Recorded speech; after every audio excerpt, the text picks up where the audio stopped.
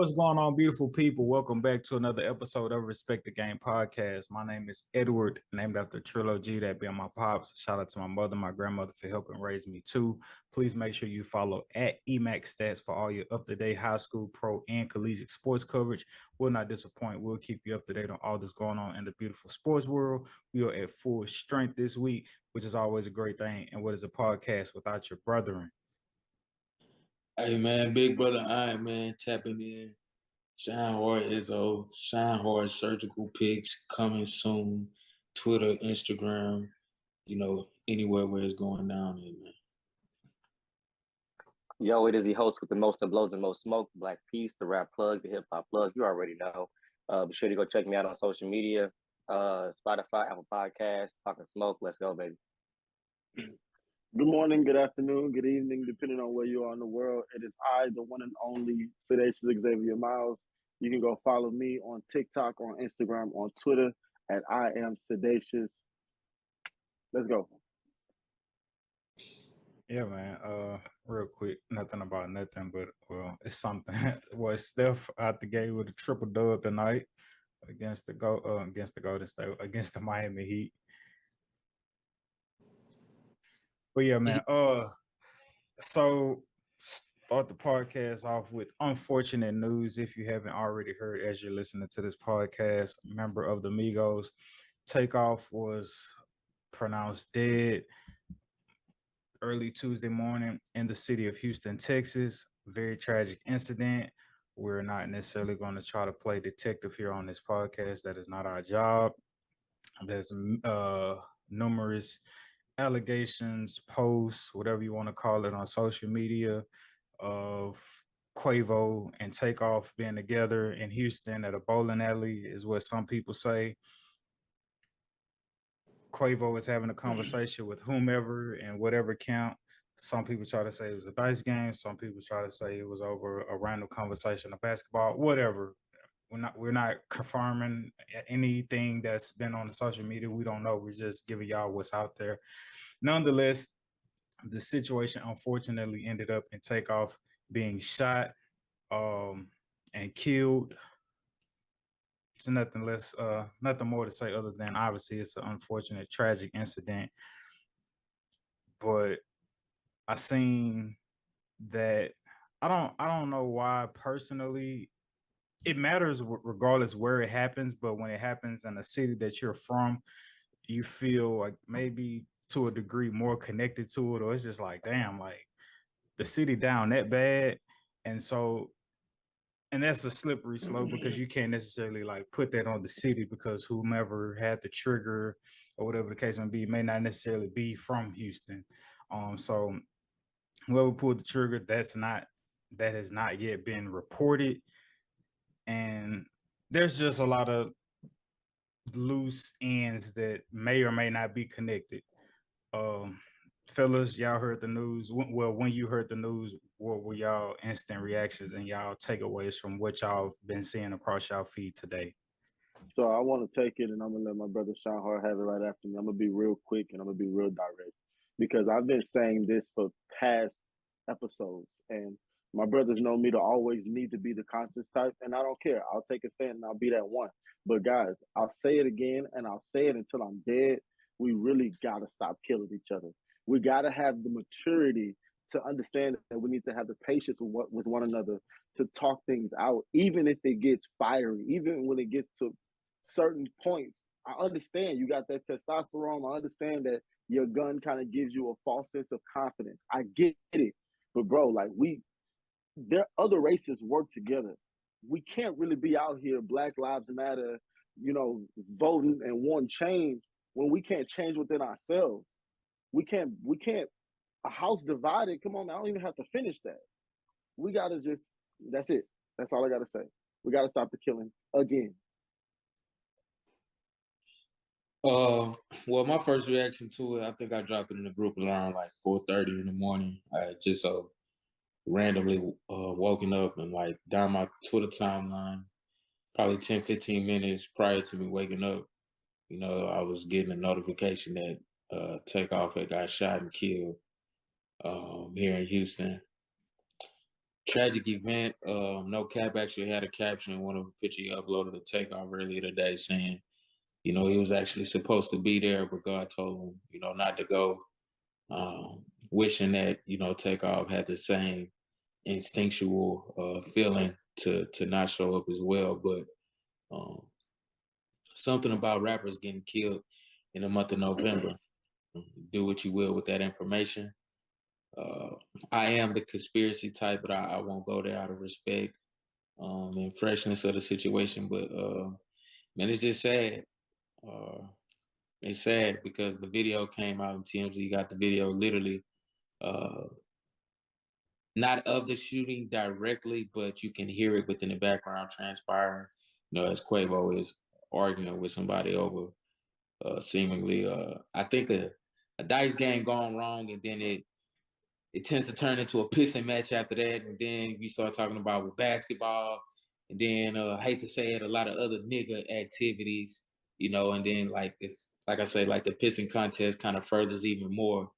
And then before you know it, the Boondocks depicted it perfectly. You find yourself knee deep in a nigga moment, and it's like it's a bang bang reaction, and it's been reported allegedly that it was friendly fire on behalf of the Migos camp, and somebody up the firearm, and it actually hit Takeoff. I don't even think it was the opposing people whose firearm struck the deadly blow. So, I mean, that's yet to be determined. That's just speculation. I don't think that's definitive fact, but if that is the case, I mean, I don't think there's anything more senseless than that. So, prayers to his family, but we lost, the millennials lost a legend today. The world lost a legend. So, RP Takeoff.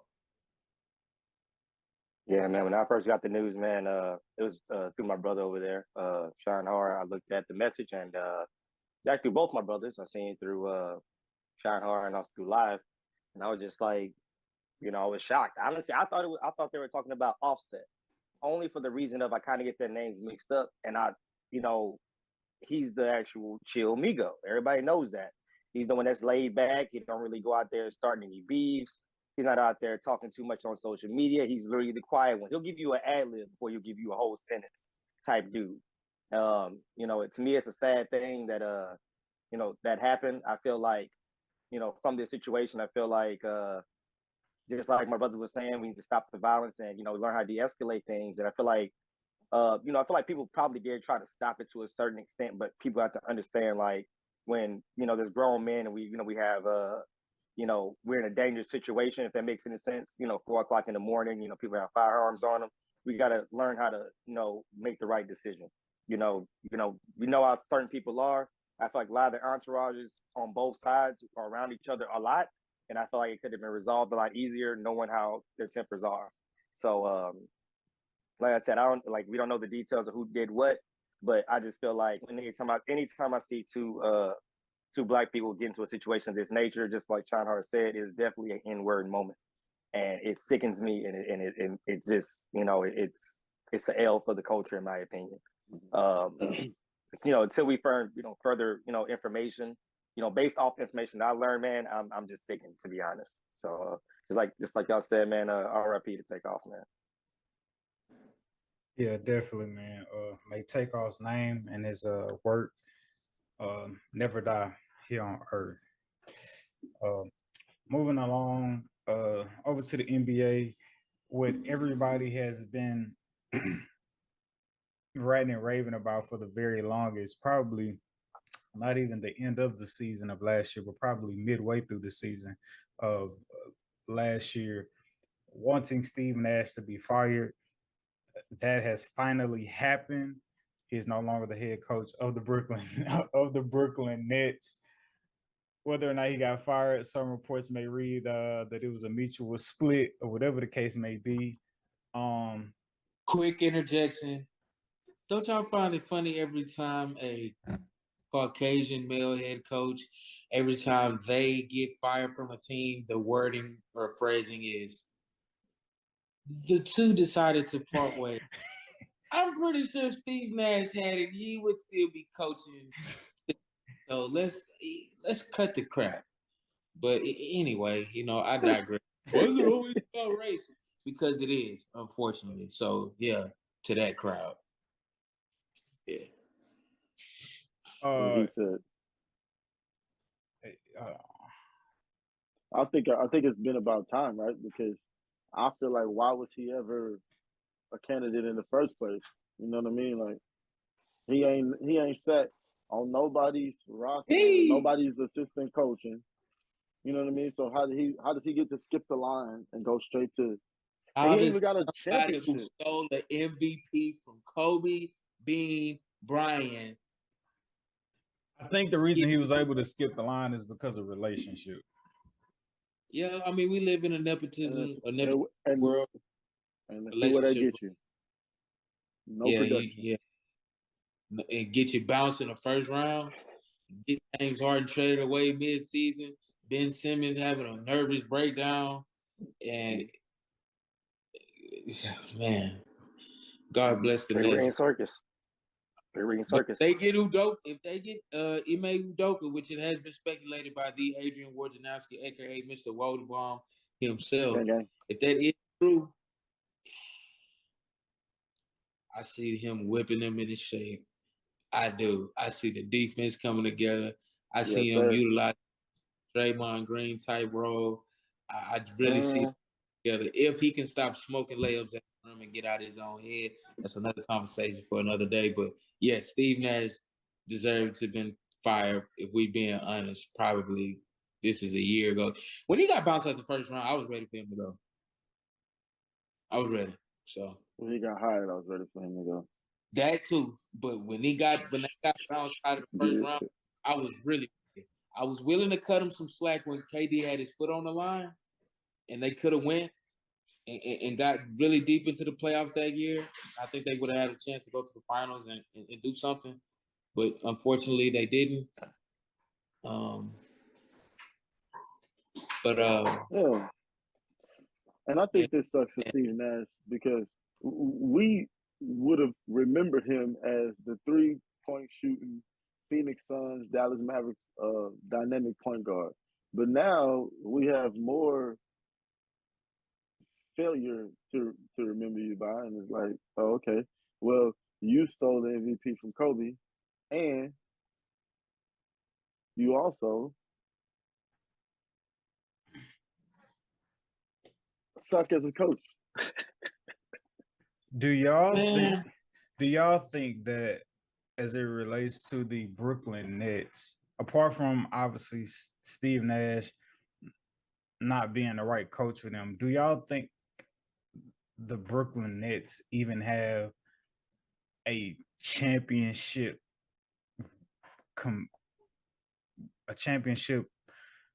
contender type roster? If we don't just blindly say, well, they got KD and they got Kyrie. If we don't just blindly say that and we just look at the roster for what it is, can we just say they have a championship contending roster? Yes.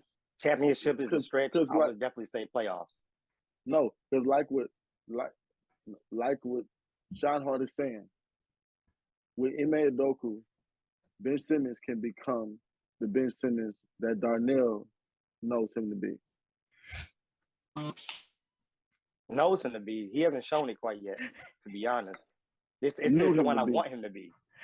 But I will say though, I'm not convinced. Now, hear me out. I'm not convinced on Udoka only because he's dealt with impressionable, influential young players. I can respect that opinion. With no championships. Now you're going to a team with a rebellious point forward. You have a Kyrie, and you have Kevin Durant, who has 2 rings. So I just feel like saying that he's the answer is a bit of, it's a good idea, but I wouldn't place all bets on that. I can respect that. And can I retort with, I understand your position, but with me seeing him take a young Jaylen Brown and a young Jason Tatum to the finals, I would like to see him with a Kyrie and a KD just to see how that would work out. That's it. That's fair. I can respect that too. But I understand what you're saying, Darnell, from the perspective of like, hey, these Me guys are too. young. They haven't really gone. They've gone far, but they're young. They haven't won it yet, so they're impressionable to try to learn and see. Okay, what do we need to do in order to get there? It didn't work for Brad Stevens. You're a new guy. We're gonna try to rally around you versus a KD and a Kyrie who they got their championships already. Like, what And you then gonna on tell top us of that that, we don't know? and then on top of that, when they got that championship, Kyrie had LeBron and Kyrie had the Golden State Warriors. They had impressionable surroundings and environments. They just said, okay, I have no other choice but to go with the flow because LeBron already has 2 championships and Golden State already has a championship and has a great record and a great roster. Like, of course you could say, oh, well, I took them to the Eastern Conference first time. That's nice, but it's that, I've been in the playoffs, bro. I've been playing, bro. You trying to tell KD, hey, you need to run this play. Like, he's got the other vision. I don't know how that's going to mesh. Like I said, you don't really see, as you can see, Tatum didn't take over. Tatum just played this position and just sat there. So I don't know if that was the coaching decision or was that just Tatum, nutting up under pressure. That wasn't no But damn like I coaching said, decision. If Tatum turned up, they win the finals. That was just Tatum being a young player and him choking in a. I won't say he did a choke job, but he didn't play up to nearly his full potential He went up in that against Stephen finals. Curry. And when you go, he went up against Stephen Curry. So No, he went up against the Warriors. Let's not say that. Right. Y'all, I'm sorry. Excuse me. Strength in numbers. Remember, strength in numbers. No, that's no, that's real. But oh yeah, man, we'll see how it shakes out right now. You got assistant coach. I don't know if it's Jack or Jackie Vaughn, coaching the team right now, and they just. They just lost. They just lost to the Bulls tonight, 108-99. Kyrie Irving struggled. Kevin Durant did what only Kevin Durant knows how to do. I know he got 40. 32 points for Kevin Durant tonight. He had almost 20 in the first half, so that means he must didn't do nothing in the second half. I mean, he had 10 free throws, 2 in the first half, so that definitely contributed to them 20 points. Kyrie actually didn't play the whole second quarter, if that means anything. I didn't watch after halftime, but yeah, no, he didn't. He finished with 4 points and played a total of 32 minutes, but he didn't play that much in the first half. Yeah, but since firing Steve Nash, the Brooklyn Nets are 0-1. So keep y'all up to date on that. Going over now to the NFL. NFL has been today was the trade. Yeah, today was the trade deadline for the NFL. As they say around the trade deadline time for any sport, you got some winners, you got some losers. But yeah, what moves stood out to y'all? Which moves y'all like? Which moves y'all felt like there was really nothing about nothing, or y'all think will be a payoff in the long haul? Quickly, the Ravens acquired Roquan Smith, inside linebacker from the Bears. Hybrid linebacker runs a sub 4.4, sideline to sideline, agile, mobile, hostile, all adjectives you want to describe someone in the inside of your defense, boss. Yeah, man, I think that could be an immediate impact acquisition to help the Ravens defense to play complementary football the way they would like, which is running the football, then being able to defend at a high level in order to kind of play, keep away from the other team. Though, if they need to win a shootout, Lamar Jackson has shown you he's able to get in those and hold his own and do more than hold his own, even win a few of those. So I like that acquisition. And then I also think Witt has gone under the radar. Obviously, we saw Christian McCaffrey go for the hat trick, against absolutely insane. He goes his second game with the Niners and just has an amazing game, throwing a touchdown, having a rushing touchdown, and also having a receiving touchdown, which has only been done a few times in NFL history. And then last but definitely not least, I believe the next biggest splash free agency would probably have to be Bradley Chubb to the Miami Dolphins. The Dolphins get some much needed help on defense. You get another edge that can impose his will. Pass rushers they're a high commodity in the NFL. They get paid, handsome dollars. So, I think that's another immediate impact position as well. The Dolphins could be on a uprise defensively. Yeah, the Dolphins in getting Bradley Chubb, they traded away Chase Edmonds Chase Edmonds for two first-round draft picks, one for 2023 and one for 2024. Do y'all think, I know he got more over there, talking about the Chicago Bears, Chase Claypool, he gets traded from the Steelers and goes to the Bears. Do y'all think that's going to be of any help to quarterback Justin Fields? Maybe not, though. I think the offensive coordinator needs to go. I just think that whole offense, it just reeks. I don't know what it is. I don't know if they need to get rid of like the president of football operations, the GM. I really do just think they need to clean house in Chicago because it's just a stench over that offense. That They play too much Madden. I don't know what they do, but they don't do enough winning for me. They don't do enough schematically. They seem very inconsistent at best. Stagnant. Very great word. Very stagnant offensively. Not a lot of variations within the offense. Yeah, man.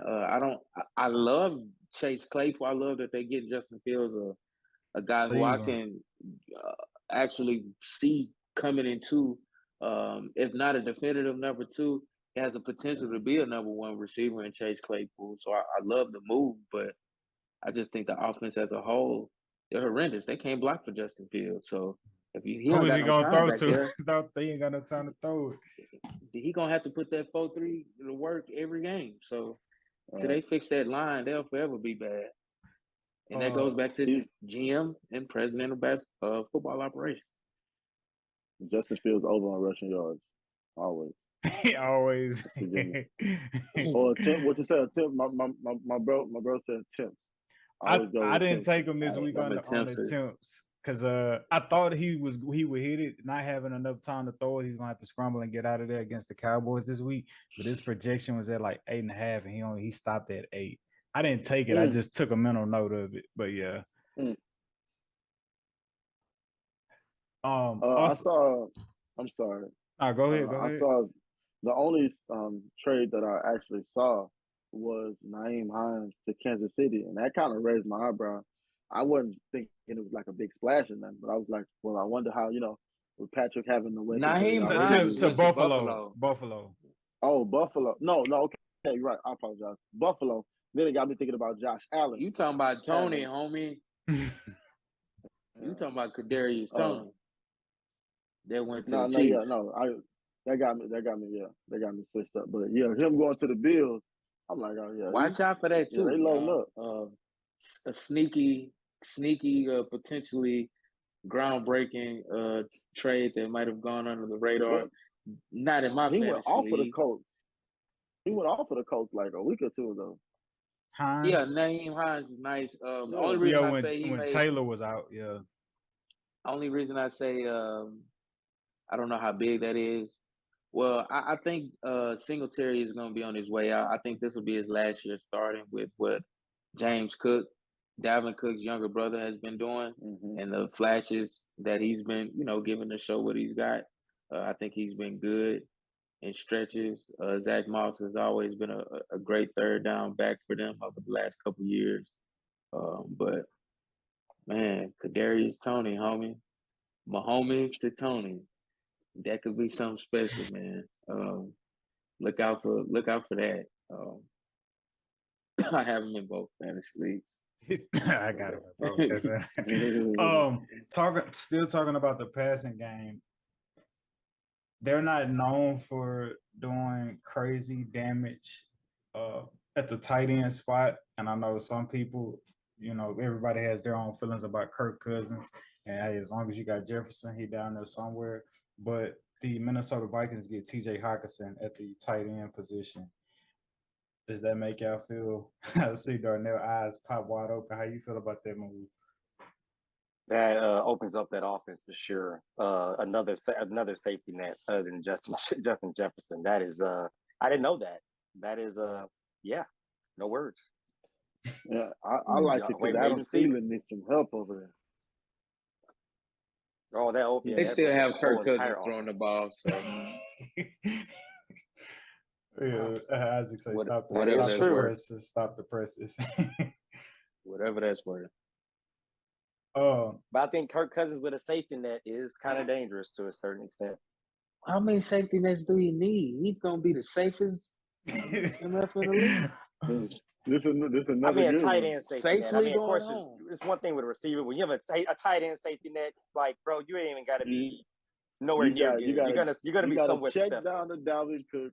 You got to check down. You got to wide to the tight end. You got to go for Justin. You got to curl or slant for Adam Thielen. Yeah, you safe. Or hand it off. You got everything you need. So what's this not, Kurt? Don't mess it up. Don't mess it up, Kurt. In a great position, exactly. Exactly. To the NFC East, Sedacious, your Cowboys are obviously in competition with the Eagles. They get the Eagles get Robert Quinn at the defensive end spot, trying to just stay ready so they don't have to get ready, trying to continue their momentum for the first half success that they've had.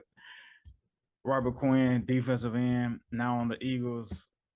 How does this make you feel in the NFC East as I guess you could say the Eagles continue to try to get stronger and stronger? It's tough, bro. It's tough. And me personally, I am a realistic Cowboy fan. And so I am not convinced yet. They have beat the teams that they are supposed to beat. They did not beat Tampa Bay. They did not beat the Eagles. So the teams that they're beating now is kind of like, okay, yeah, but I need them to beat the teams that we are going to possibly see. Tampa Bay ain't really that no more, but I get what you're saying. But you know what I'm saying? They one of them. I get what you're saying. I get what you're trying to say. So, you know what I'm saying? This kind of, it worries me a little bit more, you know what I'm saying? Because I'm not going to say Robert Quinn is the reason. But, yeah, he just adds on to, because that defense is all, that defensive line is always stacked. But we'll see. We'll see if we weather the storm to be able to stand up against them Christmas Eve. Right on. You've seen Robbie Anderson get into it with the interim head coach for the Carolina Panthers on the sideline. I want to say last week, basically just wanted to be in the game when the game was on the line, and him being called over to the sideline because whatever play was called wasn't the play for him.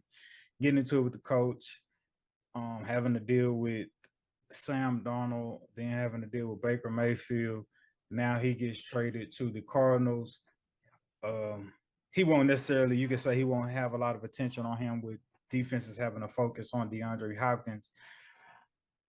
Do y'all, obviously he's not in the best situation being in Carolina, but do y'all think possibly being over with the Cardinals, not having that attention on him because of DeAndre Hopkins and somebody like a Kyler Murray, do y'all think this could be a good situation for him finally being traded?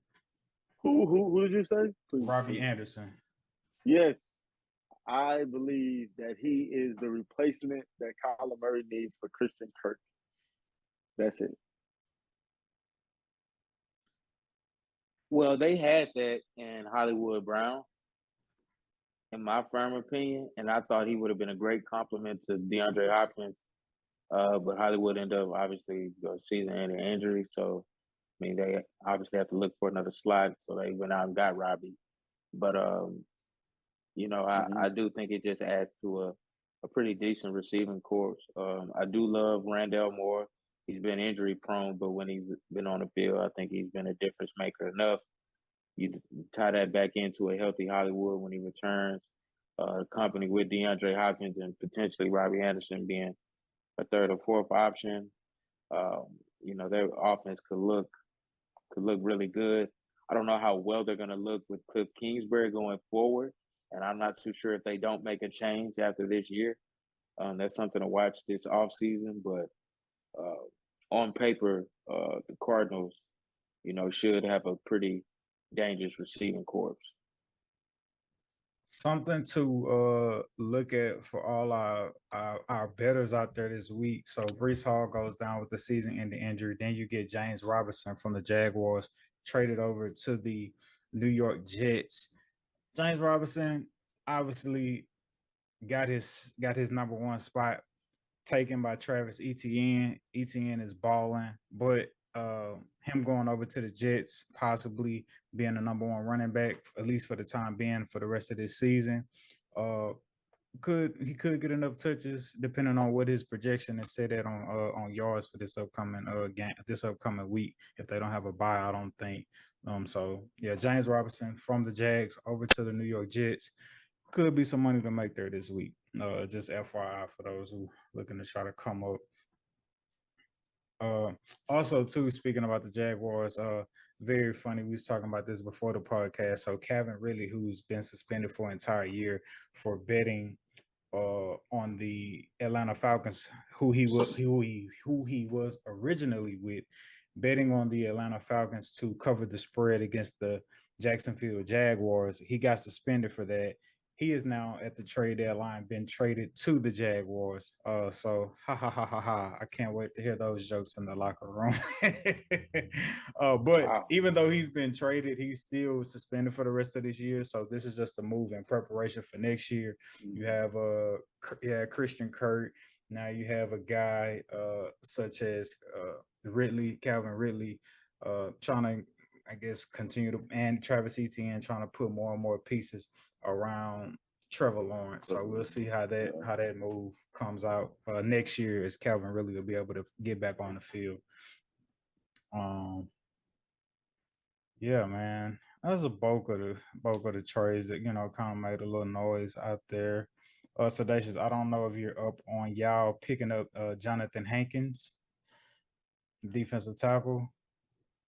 I Yeah, haven't heard about it. okay. Yeah. Cowboys pick up Jonathan Hankins from the Las Vegas Raiders. Yeah, man. But Let's see if that's that. yeah, nah, that pretty much sums up for the most part all the splashes in the NFL trade for the NFL trade deadline. Yeah, man. So this is week 8 of the NFL. Mm-hmm. Week 8. So yeah, man. So halfway mark of the NFL, man. Some teams got a lot of teams got a buys coming up this week. But yeah, man, it's getting closer and closer. A lot of football left to be played. Yep. And so we'll see how things start to shake out for teams, and see who's gonna end up start tanking here pretty soon, and who's gonna rise to the top of their division. But beautiful people, this is what you call a great episode. We thank y'all for tuning in. We do not take y'all time for granted. We will see you beautiful people next week.